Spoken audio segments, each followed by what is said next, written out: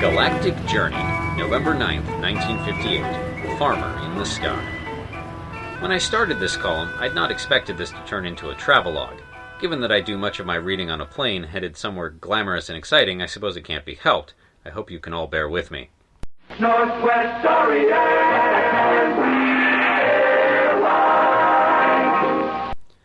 Northwest Orient, a Seattle-based airline, has been filling the airways with advertisements about their shorter route to the Orient, i.e. East Asia. Well, I decided to bite, and this weekend found us on a plane to the Far East. There's no direct route to Japan, but Northwest has the next best thing. After a hop back to Seattle, how familiar, there was a short layover in Honolulu.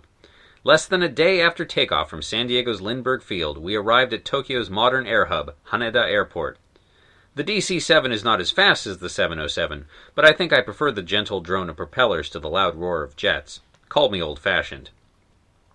When I get used to the time difference, they should come up with a term for that logy feeling you get after long-distance air travel, I'll tell you all about the wonders of Japan. Or perhaps not. You come here for the science fiction commentary, don't you? With Anderson's Bicycle Built for Brew deterring me from rushing off to finish this month's Astounding, I decided to catch up on my burgeoning backlog of Heinlein novels. I liked Have Spacesuit Will Travel, recently serialized in F&SF, so I read Farmer in the Sky on the trip.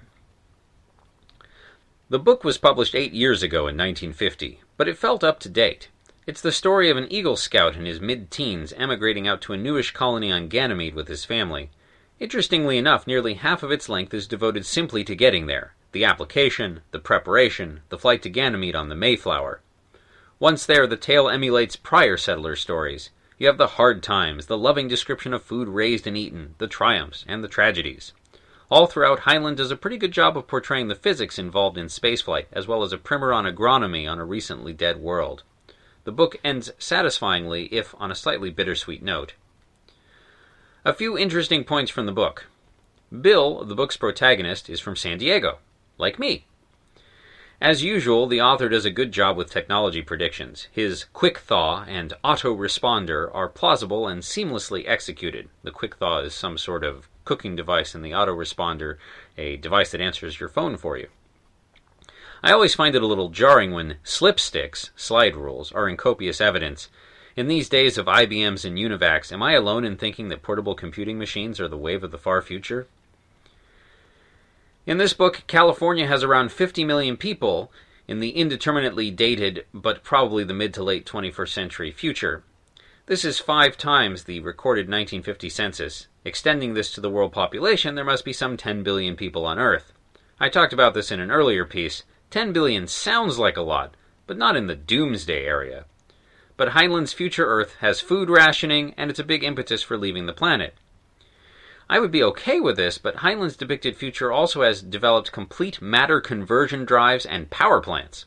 Humans have the ability in the book to manufacture a breathable atmosphere for Ganymede.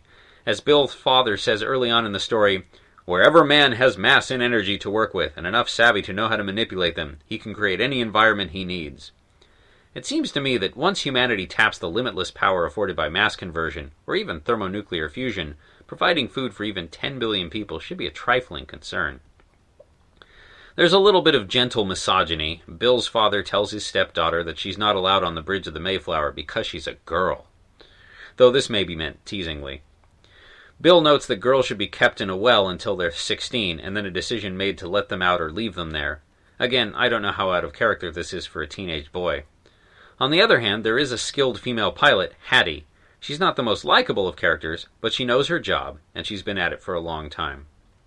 These are minor quibbles. The book is good and should fire the imagination of many a young, and old, reader. It's worth it just for the... Blah.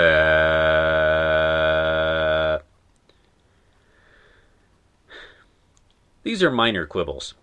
The book is good and should fire the imagination of many a young, and old, reader. It's worth it just for the chapters describing the trip to Ganymede. The original written article, linked stories, and images can be found at galacticjourney.org by Gideon Marcus.